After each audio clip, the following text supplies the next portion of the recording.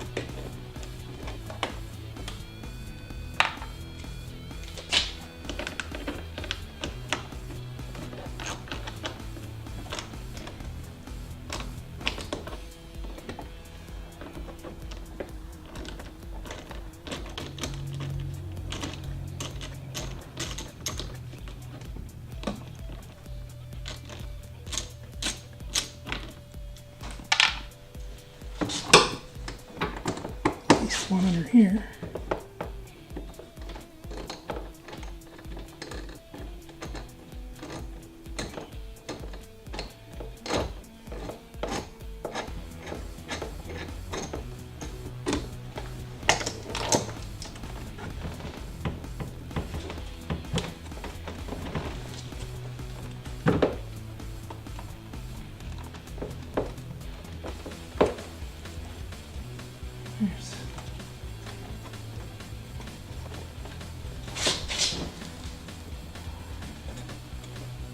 Ooh, big bolt.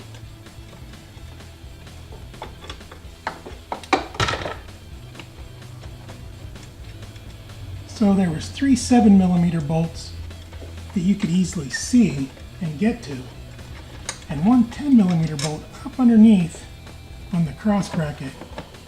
It was the one that was actually holding it in.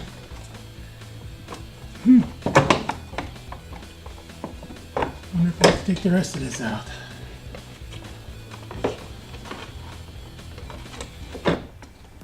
Nope, we're not gonna.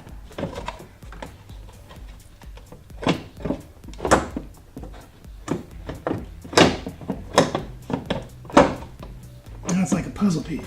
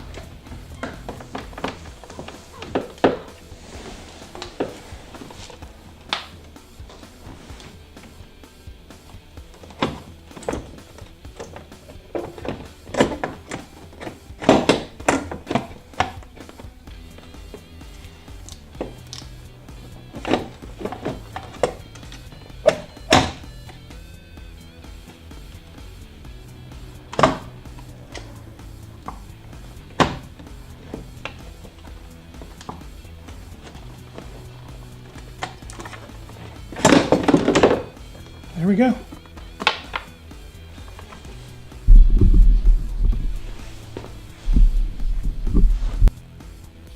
Okay, got the pod here.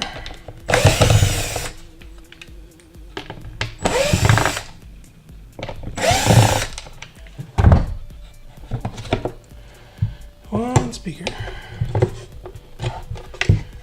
Now, like I said before, we're going to put some polyfill in.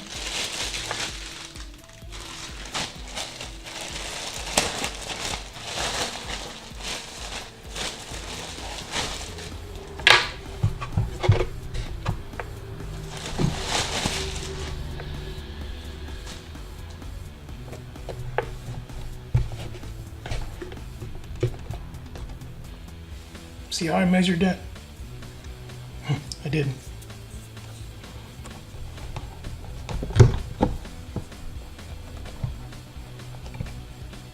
Looks like I have to trim this little bit off here. That's fine. We'll get that.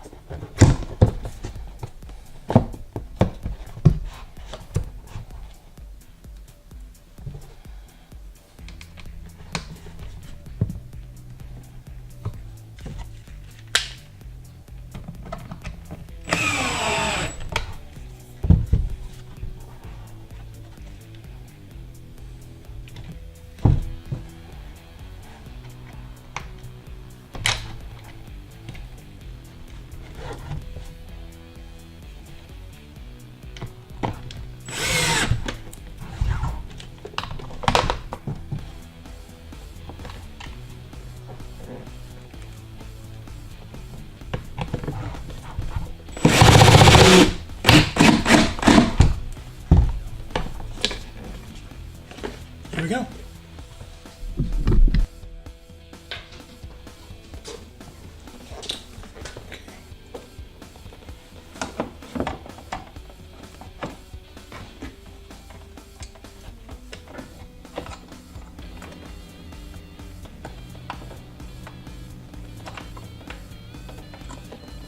Load at the bottom first. There we go. Look at that.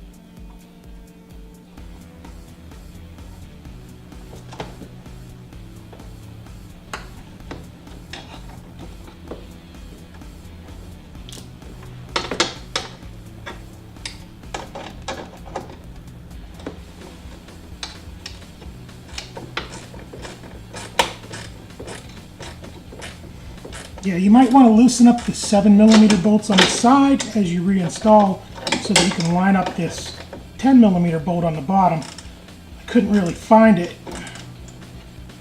at first.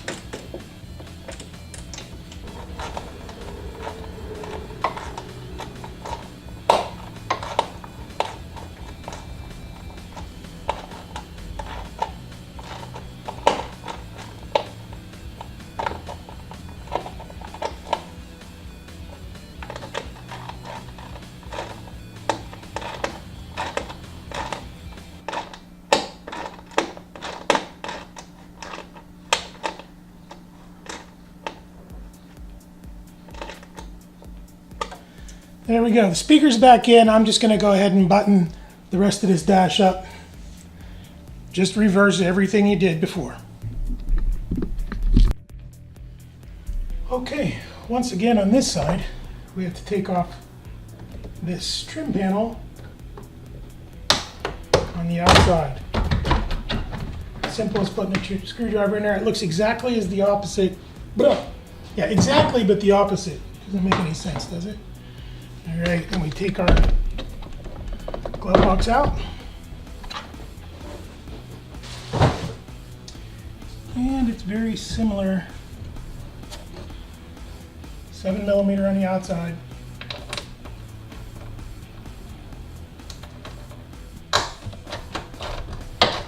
It looks like there's a 10mm on the bottom again.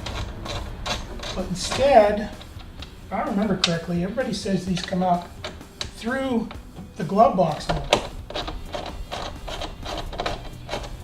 which might even be easier than the other side. I'm hoping it is, because alrighty, let's take these out, give us some room.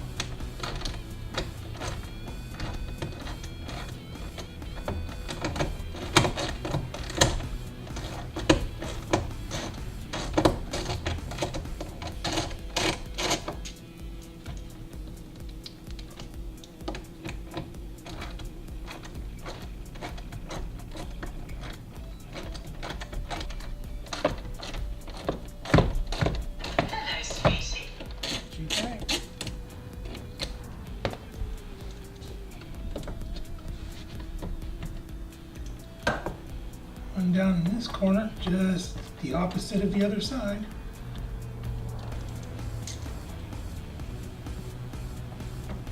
Exactly the same.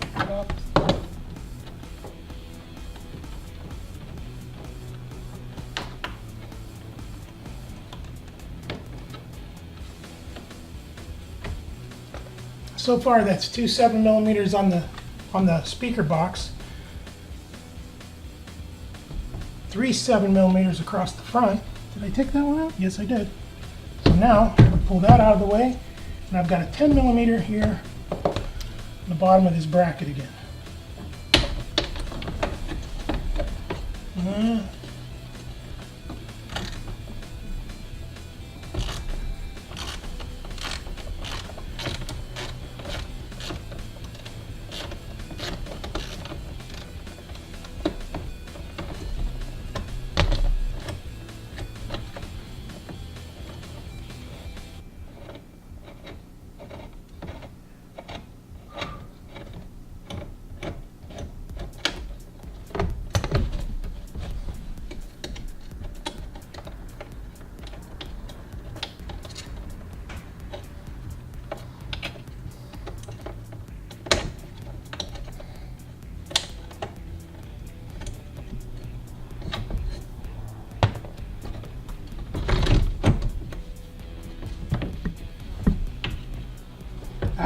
There's the culprit. Don't forget to unplug your speaker.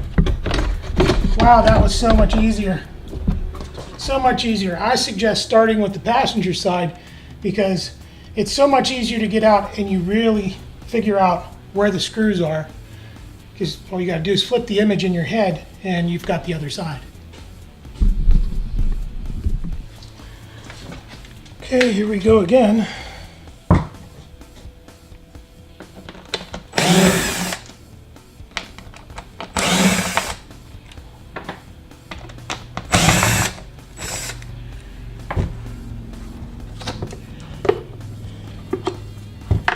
Simple unplug. Polyfill.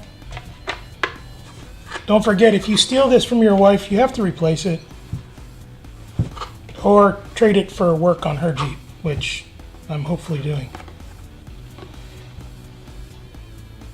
The trade, that is. I already know I'm working on the Jeep.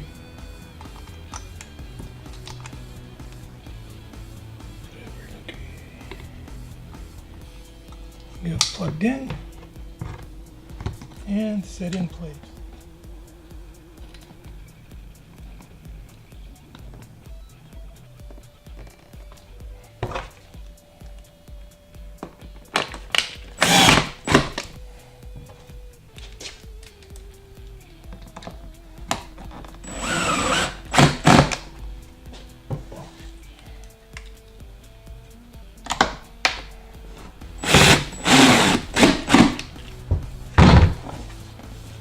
There we go.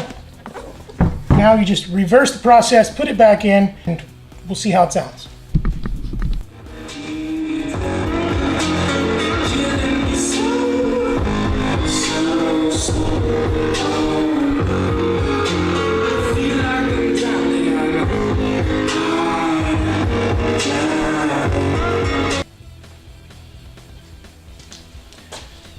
Okay, so I just tested it. You heard a little bit of it, and this thing straight up pounds. It's really good. I'm very happy with it. It was worth the money. Thinking it was $110, something like that, through Amazon. I can leave the link in the description where I purchased them. And left the garage door open.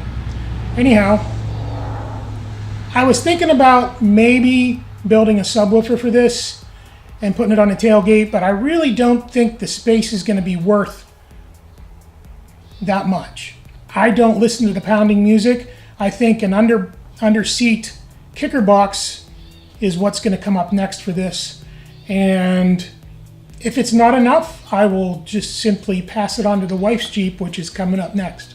All I got to do on that is change the dash speakers, because when I checked this morning, the speakers in the soundbar were already converted over to the kickers, and whoever had the Jeep before us took the front speakers out, and or didn't fix them at all. They were just blown. So, oh yeah, the soundbar, the buzz in the soundbar was the dome light. All I did to fix that was I put a piece of 3M two-sided tape around the gasket. I put a little more polyfill in around there and put it in. And then on the buttons for the on and off switch, I ran a little bead of black silicone on the inside where the lens pops in. So I put it back together and the buzz is gone. So if it comes up again, I just might have to put an aftermarket light in. But that's it. All right, have a nice day.